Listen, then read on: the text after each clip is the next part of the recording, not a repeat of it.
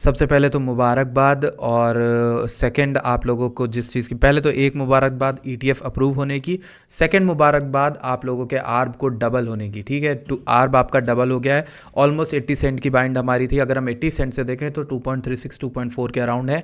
That means कि आपका fund यहाँ पर 3 गुना हो चुका है आर्ब में। सिर्फ और सिर्फ आपको कुछ नहीं करना था, आपको इथेरियम के L2 पे, सबसे बढ़िया L2 पे आर्ब जो कि था उसमें पैसे डाल देने थे 2 महीने पहले, जो कि मैंने जिद करके डलवाए भी थे। चैनल पे बार बार कह रहा हूँ, पीछे पड़ा हूँ आप लोगों के कि भाई आर्ब ले लो। वीडियो मैंने डाली हुई चैनल पे, जाके स्वाइप करके नीचे देख लेना। अभी तो वीडियो ज़्यादा डाल नहीं पा रहा हूँ, लेकिन आप नीचे जाके देखना। ठीक है, तो कहने का मतलब ये है, आप सिर्फ आर्ब में भी ऑल इन होते तो आपका 3 गुना फंड होता। ठीक, तो ऐसे ही कई कॉल्स जानने के लिए इस वीडियो को एंड तक देखना, सब डिस्कशन करेंगे। इनफैक्ट हम ये भी देखने वाले हैं इंडियन एक्सचेंजेस में जो लफड़ा चल रहा है कि यहाँ पर फॉरेन एक्सचेंजेस को निकाला जा रहा है। अभी रिसेंटली तो एप्पल स्टोर से, यानी मेरे फ़ोन से भी मैंने देखा, बाइनेंस की जो ऐप थी वो हटा दी गई है, कुकॉइन हटा दिया गया और OKX हटा दिया गया। तो एप्पल स्टोर में ये चीज़ हुई है। तो इन सब चीज़ों पे भी बात करेंगे। साथ ही साथ यूएस का जो ETF है वो पहली दिन ट्रेडिंग हो गई उसकी, और 4 बिलियन का वॉल्यूम जो है गैदर कर दिया था इसने। तो ये बहुत बहुत बड़ी बात है, बहुत माइलस्टोन है, बहुत बड़ा। और आई कॉन्ग्रेचुलेट एवरीवन जो मुझसे पहले थे इस इंडस्ट्री में, उनको, जो मेरे बाद है उनको, और जो मेरे साथ के हैं उनको भी। इनफैक्ट जो इस वीडियो को देख रहे हैं उनको भी कॉन्ग्रेचुलेट करूंगा, क्योंकि इस तरह की चीज़ें अगर यूएस में हो रही है तो कहीं ना कहीं वो that paves the pay to for India too, right. कि अगर ऐसा इंडिया में भी हो जाए तो हमारा बहुत आसानी होगी लोगों को बिटकॉइन में इन्वेस्ट करने के लिए। आप देखो ना, वैसे तो इंडिया बहुत दूर की बात हो गई, लेकिन SEC ने अगर अप्रूव किया है, that means that gives the validation. अभी भी यूएस का वैलिडेशन हर कंट्री लेती है, तो इंडिया भी कहीं ना कहीं वैलिडेशन लेती है यूएस का भी। तो कहीं ना कहीं वहाँ के ट्रेंड्स यहाँ आते हैं, कई चीज़ें वहाँ की यहाँ पे अप्रूव की जाती हैं। पहले देखा था कि उसका क्या स्टैंड है। तो यूएस का स्टैंड अगर SEC ने अप्रूव कर दिया ETF, तो इंडिया की भी जो सख्ती है वो तो शायद कम हो आने वाले दिनों के अंदर ETF को लेकर। और यही एक अच्छी चीज़ हो सकती है जो आने वाले दिनों में हमें थोड़ा सा यहाँ पर तसल्ली देगी कि इंडिया जो टाइम के टैक्स पे टैक्स लगाया जा रहा है, यहाँ पर बहुत सारी चीज़ें हो रही, बहुत प्रॉब्लम्स क्रिएट की जा रही हैं, जो मुझे लगता है कि as a from a community point of view मेरी इतनी बड़ी ऑडियंस रीच नहीं है कि मैं यहाँ पर आवाज़ पहुँचा पाऊँ। बट आई थिंक जो इस फील्ड में है, जो इंडिया की, जो हिंदी में बोल रहे हैं, जो हिंदी में वीडियोस बना रहे हैं, वो उनको कहीं ना कहीं वो कर रहे हैं, तो उसको मैं पुश करने की ज़रूरत कोशिश करूँगा। मुझे लगता है मेरी उतनी रीच नहीं है, बट आप लोग बताना क्या मैं अकेले भी कुछ कर सकता हूँ कि नहीं इस फील्ड में। बाकी हम बात करते हैं डायरेक्टली चार्ट के अंदर भी चलेंगे। भैया आप लोग वेट मत कर, बस वेट करो मेरा, ठीक है। चार्ट के अंदर भी चलेंगे। पहले आपने अगर मुझे टेलीग्राम पे नहीं ज्वाइन किया है तो टेलीग्राम पे कर लो। ये ऑल्ट कॉइन का market cap, alt coin season के बारे में मैंने आपको टाइम से बता दिया था।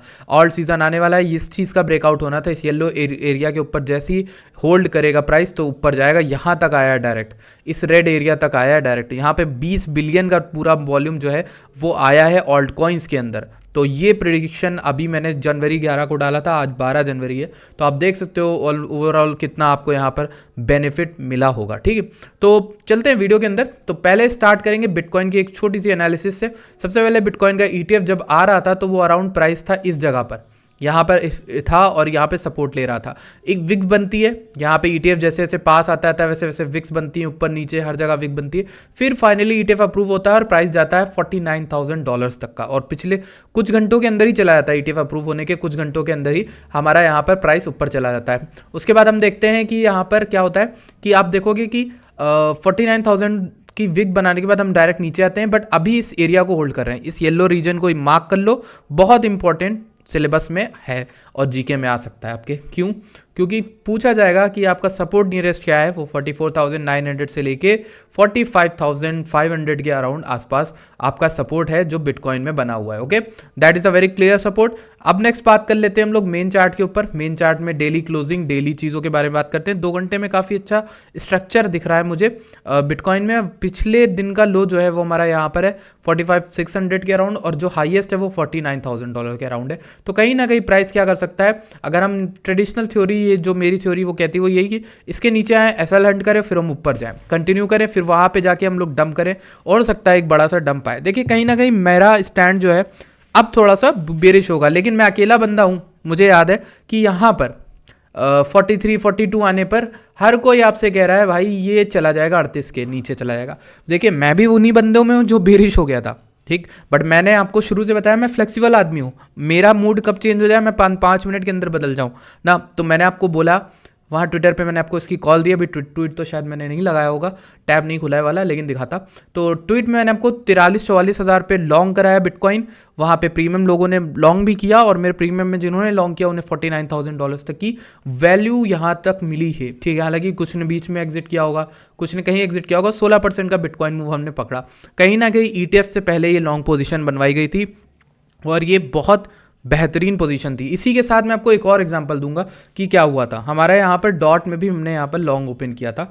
डॉट में लॉन्ग कहाँ पर, मैंने आपको बताया था कि वहाँ पर 6.9 के अराउंड मैंने प्रेडिक्शन किया था डॉट का। मैंने बोला था वहाँ पर ये था मेरा स्टैंड, ये येलो लाइन ऑलरेडी बनी हुई है। 6.9 पे हम आए, यहाँ पर टाइम घेरा, SL हंट किया था, उसके बाद हमने ये एक SFP टाइप का पैटर्न बनाया, उसके बाद हम ऊपर गए और अच्छा खासा पंप हमें डॉट में खुद देखने को मिला। अगर हम 6.9 से भी देखें तो हम अभी 15% से 23% अप हैं, और अगर आप 20x 10x के लेवरेज से करते हो आप 150% अप हो। ठीक है, तो हालांकि मैं वहाँ पे लेवरेज कॉल देता हूँ, तो ऑब्वियसली सबने लेवरेज ही लिया था। तो ये एक चीज़ है। डॉट में दी थी, वू में दी थी एक साथ मैंने कॉल। तो वू की जो कॉल है वही देखो, यहाँ पर मैंने बहुत बढ़िया प्यारा चार्ट था, मैंने यहाँ पर पहले ही बोल दिया था ऊपर 41 पे की 36 सेंट पे है। ठीक है, अब देखो सुनो सुनो सुनो, मैं यहाँ पे सिर्फ अपने गुणगान नहीं बताने हैं, मैं आपको जो बता रहा हूँ चीज़ समझो। यहाँ पे क्यों मैंने 36 बोला था, एक तो पहले यहाँ पर हम आए थे। ठीक है, दूसरा क्या था, जब एक फ्लैश क्रैश आया था, तो इसके नीचे की पूरी लिक्विडिटी उठा ली गई एक साथ, सब गए। अब देखो ऐसे टाइम पे तो मैं लॉन्ग नहीं देता हूँ। इसके बाद मुझे जब ये उठा था तो मुझे पता था कि नीचे आएगा, तब मैंने यहाँ पर 36 सेंट की कॉल दी। 36 से दोबारा आया, 36 से आई थिंक 35-80 तक आया था।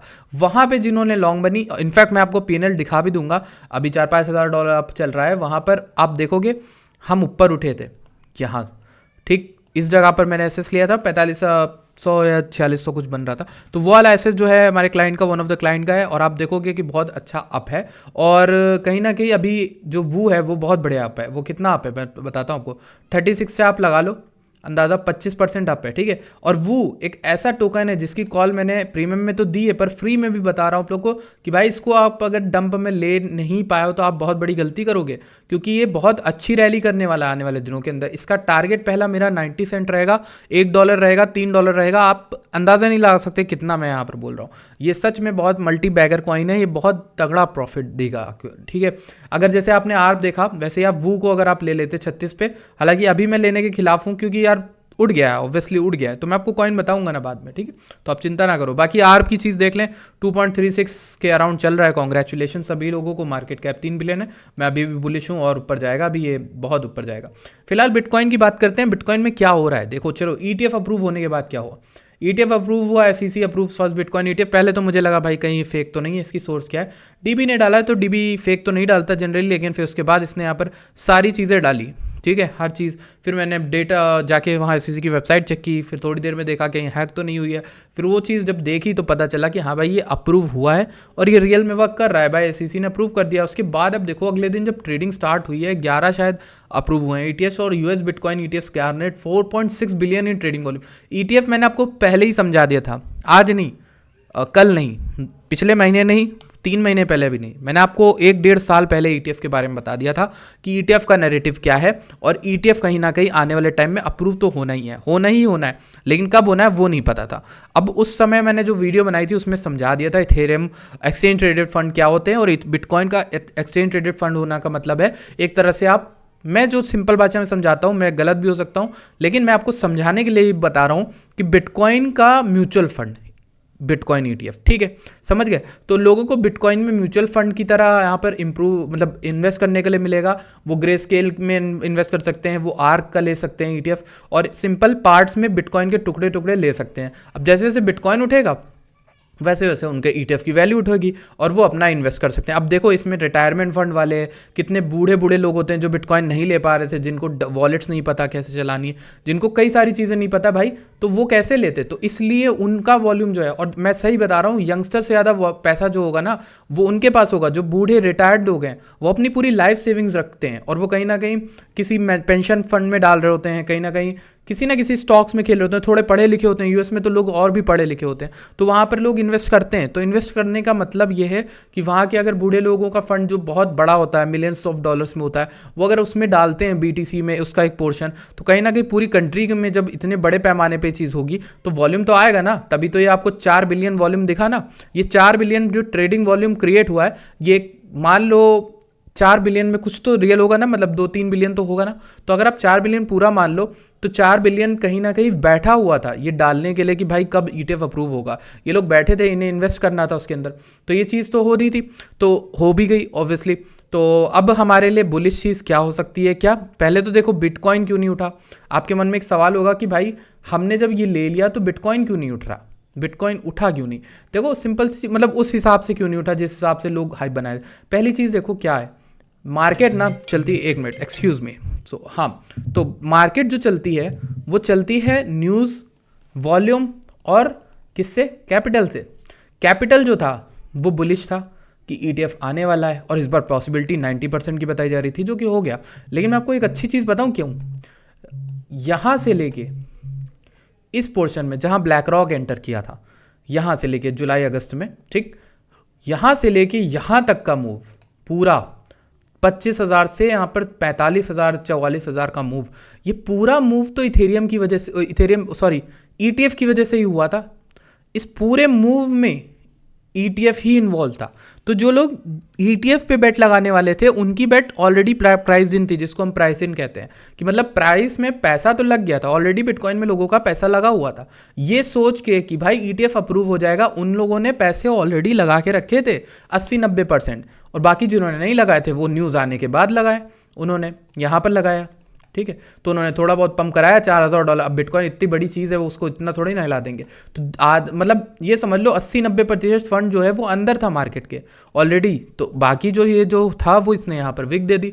तो कहीं ना कहीं अभी ईटीएफ अप्रूव हो गया है, तो अभी धीरे धीरे काम होगा। मतलब अब वॉल्यूम मान लो, अभी तो मार्केट करेक्ट होने की जगह है। मैं आपको बताया था 51-38 इस पूरे एरिया में आपको खतरा है। क्यों? क्योंकि कहीं ना कहीं एक करेक्शन पेंडिंग है, पर वो मैक्रो में है, ठीक है। पर माइक्रो में मेरे स्टैंड चेंज होते रहते हैं, कभी मैं बुलिश होता, कभी बेरिश होता हूँ। मैक्रो में मेरा ये अनुमान है कि एक करेक्शन हमें मिलेगा मार्केट में, और वो करेक्शन ऐसा होना चाहिए कि लोगों को लगे कि सब खत्म हो रहा है, ठीक है। बट अब ईटीएफ तो अप्रूव हो गया, तो लोग बेरिश ही क्यों होंगे?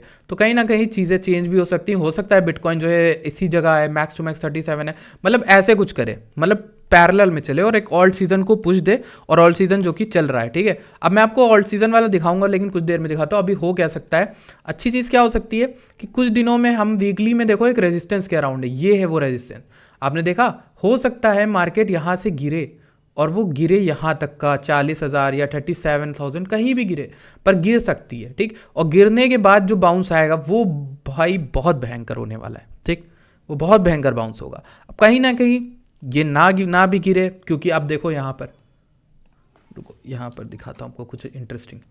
यहाँ देखो ये क्या हुआ था, हम कितने हफ्ते तक सिर्फ उठते रहे थे। लोग तो करेक्शन देख रहे होंगे ना कि भाई 50% करेक्शन कब आएगा, उठते। तो बुल मार्केट में चीज़ें ना बुलिश होती हैं, तो कहना बहुत मुश्किल होता है कि करेक्शन एग्जैक्ट कहाँ होगा। लेकिन आप एक चीज़ ध्यान रखो, करेक्शन वहाँ तो नहीं होगा जहाँ आप समझ के बैठे हो, ठीक। जहाँ आप समझ के बैठे हो करेक्शन वहाँ होने नहीं वाला, और कहीं ना कहीं करेक्शन वहाँ होगा जहाँ आप नहीं मान के बैठे हो। तो ईटीएफ अप्रूव हो गया है, अब लोगों का मनी बैठा हुआ है, अब कहीं ना कहीं करेक्शन मेरा जो माइंड कहता है वो हो सकता है। क्यों सडन करेक्शन अब क्यों होगा? क्योंकि न्यूज़ नहीं बची ड्राइव करने वाली।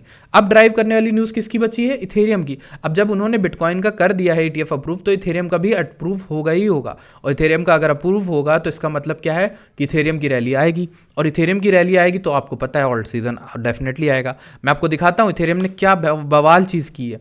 इथेरियम हमारे सपोर्ट के अंदर कई दिनों से मंडरा रहा था, और मैं आपको एक बहुत बेहतरीन एक चीज़ बताता हूँ। मैंने आपको इथेरियम दिलवाया है $1,500 पे, ठीक है। मैंने आपको अपने चैनल पे $1,500 पे इथेरियम दिलवाया था। 73% इथेरियम खुद पंप है, ठीक है।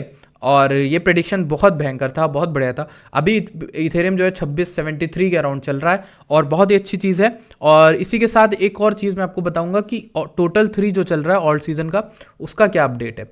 देखो उसको देखने के लिए हम कुछ इस तरह से देखते हैं। देखो वही इमेज है जो मैंने आपको डाल के भेजी थी, देखो चार्ट में अपने टेलीग्राम पे, ये वाली, ये जो इमेज है येलो बॉक्स, ये येलो बॉक्स यहाँ फूटा है, देखो यहाँ से फूटा, कितना आप गया, हम चले गए 518 बिलियन तक, 400 कितने पे बोला था, 480 से 518 520 तक, हम यहाँ पर 40 बिलियन का ऑल्ट कॉइन में वॉल्यूम आया, 40 billion.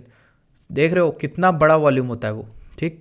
And that is a very very very big volume. अब देखो क्या है कि ये रेजिस्टेंस हमारा है, ये एरिया रेड वाला रेजिस्टेंस है, लेकिन ये तो नीचे करके रिटेस्ट करके ऊपर जा रहा है, तो ऊपर जाएगा, बस जब इसको तोड़ेगा 530 बिलियन को, तब हमारा नेक्स्ट टारगेट ऊपर ऑल्ट सीजन बहुत भयंकर आने वाला है, जो कि मुझे लगता है आ सकता है, बहुत आराम से आएगा, क्योंकि आप देखो कहीं ना कहीं हम स्ट्रांग लग रहे हैं इस समय, हम नीचे से आगे, हमने बुलिश ट्रेंड कर दिया है, तो ऑल्ट सीजन तो आ रहा है, ये तो पक्का है 100%। बिटकॉइन का आप नहीं कह सकते क्योंकि बिटकॉइन डंप कर सकता है, लेकिन ऑल्ट सीजन जरूर आ रहा है, ठीक है। अब एक अच्छा 100% श्योर वाली ट्रेड दे देता हूँ। पहले तो डॉट बहुत बुलिश है, डॉट को आप कहीं भी लो, 7.9 मिलता है तो बहुत अच्छी बात है, 8 पे लेते हो ले लो, यहाँ पे ये $8.5-9 तक तो जा रहा है। इस वीडियो को जल्दी देख लेना, काश तुमने देख लिया हो, तब तक ये यहाँ पर जाने वाला है, ठीक है। ये मेरी एक बहुत ही अच्छी ट्रेड मुझे लगता है हो सकती है। बाकी आप इंडियन एक्सचेंज वाली पे बात कर लेते हैं, उससे पहले कुछ चीज़ बता देता हूँ। मैंने यहाँ पर हाँ एक टोकन छोटे स्लो स्मॉल कैप का डाला था, 500 के पे चल रहा था मार्केट कैप, अभी ये 1.1 मिलियन से ज़्यादा चल रहा है, शायद 1.4 1.5 1.6 मिलियन हो गया था, तो 3x हो गया था। ये सिर्फ और सिर्फ एक बेट वाला था, मतलब मैं लो कैप में छोटा मोटा अमाउंट डाल देता हूँ। बाकी देखो वूव की ट्रेड मैंने खुद भी ली थी 41 सेंट पे, ठीक है, 20x से, और 218% हुआ था। इसमें कई सारी चीज़ें मैं पोस्ट करता हूँ, अगर आपने ट्विटर पे फॉलो नहीं किया तो यार वो भी कर लो, बहुत इंपॉर्टेंट है आप लोगों के लिए, आप लोग देख लेना। बाकी कापो की बात कर लेते हैं भाई, कापो भाई तो बेरिश ही बेरिश है, तो ये कह रहे हैं कि 50 से 48 के हम पहुंच गए, मार्केट को कुछ दिन यहीं रहना चाहिए, ऑल्ट सीजन तब तक आएगा, उसके बाद मार्केट जो है पंप डंप हो जानी चाहिए। कहीं ना कहीं मैं कापो की बात से एग्री करता हूँ। कापो जो चीज़ें कह रहे हैं वो ट्रेडिशनल चीज़ें कह रहे हैं, उसमें एक ह्यूमन एरर नहीं इंक्लूडेड है, और मैंने अपनी जर्नी में ये सीखा है कि ह्यूमन एरर को कभी डालना नहीं चाहिए, कभी भी इग्नोर नहीं करना चाहिए। ह्यूमन एरर यानी ग्रीड, जब ग्रीड हावी होती है तो फोमो आता है, फोमो आता है तो फोमो का कोई भी इंडिकेटर बना नहीं जिससे आप फोमो को नाप पाओ, तो फोमो को डाल के आप कैसे पता करोगे कि कहाँ टॉप बनेगा, ठीक है। तो कहीं ना कहीं मार्केट में यूफोरिया आएगा तो बहुत तेज़ी से भागेगा। आप सोल को देख लो, सोल का लोग करेक्शन का वेट कर रहे थे, सोल कभी नीचे आया नहीं आया, सोल डायरेक्ट 100 चला गया। तो ये एक चीज़ है जो आप ध्यान रखना कापो जैसे लोगों को फॉलो करने से पहले। ऐसे इन्वेस्टर, ऐसे ट्रेडर को फॉलो करो जो कम से कम फ्लेक्सिबल हो यार। आप कहोगे कि ये 2 तरह की बात करता है, ये आप इसके लिए गलत तरह के वर्ड यूज़ करोगे, आप कहोगे यार ये तो बकवास है चिंदी, तो मुझे पता है यार 200 लोग वीडियो देख रहे हैं, 100 लोग जानेंगे कि हम मैं जो कर रहा हूँ वही असली ट्रेडिंग है। यानी आपको तुरंत बायस चेंज करने होते हैं बहुत तेज़ी से, इसलिए मैं कहता हूँ मैं वीडियो यूट्यूब पे नहीं डाल सकता ट्रेड्स की, इसलिए आप फॉलो कर लो ट्विटर पे या टेलीग्राम पे, वहाँ जो ट्रेड डालूंगा वो तुरंत होंगी। ट्रेडिंग ऐसी चीज़ है जिसमें आपको तुरंत चेंज करना होता है अपना बायस, कि भाई अब नहीं, अब बेरिश है अब बुलिश है, अब नहीं अब बेरिश है अब बुलिश है, यही चीज़ करनी होती है, यही चीज़ आपको लॉन्ग टर्म में काम देगी, ठीक है। वही कापो की तरह अगर आप होते तो आप 21 के पे भी शॉर्ट कर रहे होते, आप 25 के पे भी शॉर्ट कर रहे होते, आप 30 के पे भी शॉर्ट करते, आप 38 पे भी करते, आप 35 पे भी करते, आप 40 पे भी करते, आप 45 पे भी करते। अभी देखो मार्केट कहाँ आ गई, 48 से 50 के पे आ गई, और ये भाई साहब अभी भी शॉर्ट बनवा रहे हैं आपका, ठीक है। हो सकता है मार्केट गिर जाए, हो सकता है लोकल टॉप बन जाए, ये 30,000 तक के बता रहे हैं, अब तो ये प्ले कर भी जाएगा, तब भी तो भाई आपकी क्रेडिबिलिटी गई। आपने 10 बार में 1 बार करवाया तो क्या बात हुई, ठीक है। अगर मैं 10 बार कॉल देता हूँ, 8 बार सही हो जाती है, 2 गलत होती है, तब तो मेरी क्रेडिबिलिटी है ना, 6 भी होती है तब भी क्रेडिबिलिटी, पर तुम्हारी 8 बार गलत हो रही है और 2 बार चल रही तो थोड़ा कुछ कंसर्निंग है ना भाई। तो ये एक चीज़ कर ली हमने बात। उसके बाद हम बात करते हैं इंडियन क्रिप्टो प्लेटफॉर्म में दिक्कतें हैं। देखिए इस पर मेरा स्टैंड क्या है, मेरे फंड जो ट्रेडिंग के लिए यूज़ होते हैं वो बाइनेंस में यूज़ होते हैं, छोटे मोटे, ठीक है। बाकी वॉलेट्स में है, और ये डिसेंट्रलाइज वॉलेट्स जितनी है उसमें होते हैं। लेकिन आप देखिए क्या कर सकते हो, कहीं ना कहीं बाइनेंस के पीछे अभी गवर्नमेंट पड़ी है, कहीं ना कहीं आगे चल के वॉलेट्स के पीछे भी होगी, वॉलेट्स को ट्रैक कर लिया जाएगा, कहीं ना कहीं आप हर चीज़ कनेक्टेड है, आप कहीं भी बच नहीं सकते। तो एक चीज़ जो गवर्नमेंट कह रही है वो आपको करना पड़ेगा, यानी बाइनेंस में अगर वो कह रहे हैं कि फीस लगेगा तो आपको इंडियन में जाना पड़ेगा। प्रॉब्लम ये है कि मेरी गवर्नमेंट से ये अपील है कि कुछ वो हमारे बारे में भी सोचें। आप ट्वीट करिए, आप फोरम्स में लिखिए, आप गवर्नमेंट के जितने भी फोरम्स होते हैं उनको टैग करके ट्वीट करिए, आप बताइए कि क्या क्या हमें दिक्कतें आ रही हैं इंडियन एक्सचेंजेस में, लिक्विडिटी का प्रॉब्लम है, एक्सचेंजेस में आप फ्री फ्लो कैपिटल नहीं डाल सकते, आप निकाल नहीं सकते, ये सब प्रॉब्लम्स। देखिए कहीं ना कहीं रेगुलेशन तो आएगा ही आएगा, तभी तो ये मार्केट ग्रो होगी, और अच्छी चीज़ है, ये अच्छी चीज़ है, बुरी चीज़ नहीं है, अच्छी चीज़ है। बट देर सबेर आप मेटामास्क में भी नहीं कर पाओगे। मेटामास्क में भी गवर्नमेंट कहीं ना कहीं लगा देगी कार्ड, आधार कार्ड और बाकी सब चीज़ें। तो मेटामास्क में आधार कार्ड कैसे लगेगा? आप कहोगे भाई वो तो वेब3 है, ओपन सोर्स है। नहीं, लग जाएगा। मैं बता रहा हूँ, उसका ओरिजिन ट्रैक हो जाता है। उसका ओरिजिन आपके किसी ना किसी CEX यानी सेंट्रलाइज एक्सचेंज से हो रहा होगा ना, कहीं से तो हो रहा होगा। फिर वो आपके IP एड्रेस देख सकती है कि कहाँ से मेटामास्क एक्सेस हो रहा है। तो ये सब चीज़ें हैं जो यूज़ कर सकती है गवर्नमेंट को आप ऐसे वैसे मत करो, कोई इधर उधर का रास्ता मत अपनाओ, और ना ही मैं प्रमोट करता हूँ ऐसा कोई रास्ता, ठीक है, जिससे आपको प्रॉब्लम हो। तो आपके पास ऑप्शन क्या है? आप इंडियन एक्सचेंजेस में वही कॉइन लो जो मैं कह रहा हूँ। अगर नहीं मिल रहा है तो आप क्या कर सकते हो? VPN लगा के यार कोई फ़ायदा नहीं है, क्योंकि इन दी एंड वो अकाउंट में प्रॉब्लम्स क्रिएट करेगी। तो आप वॉलेट में अभी कर सकते हो यूज़। अभी के लिए आप वॉलेट क्रिएट करो या वो एक्सचेंजेस ढूंढो जिन पे वो कॉइन अवेलेबल है इंडिया में, ठीक है। और बस ठीक है, यही चीज़ एक है। और बाकी मैं अभी ये जो निकाला गया ना मेरा अभी स्टैंड, मैं आपको बताता हूँ मेरा स्टैंड क्या। मेरा स्टैंड ये है कि भाई ये ना बाइनेंस अप्रूव कर लेगा, बाइनेंस मान जाएगा बात, जहाँ तक मुझे लगता है। बाइनेंस अगर बात मान जाएगा तो कहीं ना कहीं यहाँ पर बाइनेंस मान जाएगा, तो ये इन दोनों की पूरी वो हो जाएगी, बात सुलह हो जाएगी। और गवर्नमेंट जो है इसको, गवर्नमेंट ने इससे डेटा मांगा है, इससे कहा टैक्स इश्यूज़ और जो भी चीज़ें बोल रही है वो बाइनेंस उस पर पेनल्टी देगा और कहीं ना कहीं मान जाएगा। बाइनेंस इस मार्केट को शायद ना लीव करे, ठीक है। एक मार्केट को लीव कर चुका है, मुझे याद नहीं आ रहा नाम, किसी कंट्री को लीव भी किया है इसी वजह से, लेकिन इंडिया को शायद वो ना करे, क्योंकि इंडिया में कहीं ना कहीं क्रिप्टो को लेकर क्रेज़ बहुत ज़्यादा है। भले कैपिटल ना हो, क्रिप्टो में स्टार्टअप्स हैं, क्रिप्टो कंपनीज़ हैं, कितनी चीज़ें हैं यार जो इंडिया से ऑपरेट हो रही हैं। तो कहीं ना कहीं इंडिया में क्रिप्टो टैलेंट है, वेब3 टैलेंट है, कोडर्स हैं, इंजीनियर्स हैं। बाइनेंस उस मार्केट को नहीं छोड़ेगा। बाइनेंस कहीं ना कहीं गवर्नमेंट से एग्री करेगा और बाइनेंस कहीं ना कहीं वापस भी आ जाएगा, ठीक है। और बाइनेंस कहीं ना कहीं रेगुलेट हो जाएगा, तो आप बाइनेंस में कर सकते हो। बाइनेंस बढ़िया है और इसीलिए मैं अभी उसे जो है बढ़िया ही मानता हूँ। अब बाकी जो गवर्नमेंट की बात है तो वो गवर्नमेंट खुद सॉल्व कर लेगी बाइनेंस के साथ। ये मेरा स्टैंड है और बाइनेंस से इशू हो जाएगा। बाकी आप घबराओ नहीं, इसमें आपका कोई फंड नहीं है। और कहीं ना कहीं अगर गवर्नमेंट ने टैक्स लगाया तो वो इसको पूरी तरह से बैन नहीं करे क्रिप्टो को। वो बस ये कह रही है आप टैक्स के साथ आप इंडियन एक्सचेंजेस पे करो। गवर्नमेंट ये कह रही है कुछ ना कुछ आप हमारी निगरानी में करो जो करना है, ठीक है। करो, इन्वेस्ट भी करो, टैक्स भी दो, ठीक है, लेकिन हमारी निगरानी में दो। आप पीठ पीछे काम ना करो, क्योंकि कहीं ना कहीं ये देखो ना, उनके side of point of view से नेशनल सिक्योरिटी की बात है ना, कि अगर यहाँ पर कुछ आप हमें दिखा नहीं रहे हो, पीठ पीछे फंड ला रहे हो, तो गलत है। तो फिर वो चीज़ ट्रैक भी होगी, वो चीज़ प्रॉब्लम भी क्रिएट, ऐसे तो कोई जो बैड एलिमेंट होंगे वो भी ये चीज़ यूज़ कर सकते हैं ना। इसलिए I won't promote such a thing, but आप एक चीज़ ध्यान रखना कि सब ठीक हो जाएगा और कहीं ना कहीं गवर्नमेंट बाइनेंस के साथ कोई ना कोई सुलह कर ही लेगी, ठीक। बाकी आप इस तरह से ट्रेड देखना, देखो डॉट उठ रहा है धीरे धीरे, ओके। सो डॉट की ट्रेड मैंने अभी बताई, टाइम सेंसिटिव है तो देख लेना, बाकी अपने हिसाब से जो चीज़ हो। एंड बढ़िया लगा बात करके आप लोगों से इतने दिन बाद। और मैं क्या कर रहा हूँ, मैं अगर आपको अपडेट दे दूँ तो फिलहाल मैं आई एम जस्ट, जब से बुल रन आई है, ETF अप्रूव हुआ है, तो मैं थोड़ा रेस्ट कर रहा हूँ, थोड़ा सा आराम से काम करना चाह रहा हूँ। बहुत हड़बड़ी थोड़ी कम हो गई है और इस साल न्यू ईयर के बाद मुझे लगता है कि काम थोड़ा सा कम करें और थोड़ा सा मतलब अब अपने आप को लेस डाइवर्सिफाई करके छोटी जगह में कम चीज़ों को संभालें और अच्छे से संभालें और इम्प्रूव कर पाएँ। कम ट्रेड लें, बढ़िया ट्रेड लें, ये इस साल का मेरा लक्ष्य है और इसी तरह से हम भी ग्रो करेंगे। आशा करते हैं आप भी ग्रो करें। Thank you so much for watching this video. जो भी अभी तक जुड़े हुए हैं, जो भी टेलीग्राम पे ज्वाइंड है, थैंक यू सो मच। हाँ, मैं आपको वू का बता चुका हूँ, वू तो आप ले ही सकते हो। बाकी कॉइन्स मैं आपको बता देता हूँ कौन कौन से आप देख सकते हो।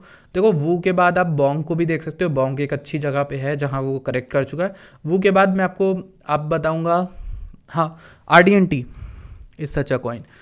और एक और अच्छा कॉइन है जिसके बारे में मैंने वीडियो भी बनाई थी लास्ट टाइम, आई गेस, हाँ, GNS। आप GNS ले सकते हो यार, बहुत अच्छा कॉइन है GNS। Let me show you. हाँ, ये तो उठा भी है 5.68। इसका मेरा टारगेट पता है क्या है? इसका मेरा टारगेट रहेगा $12.50। $12 पहला, 2x, फिर उसके बाद $50, ठीक है। ये तो ये 10x कॉइन है।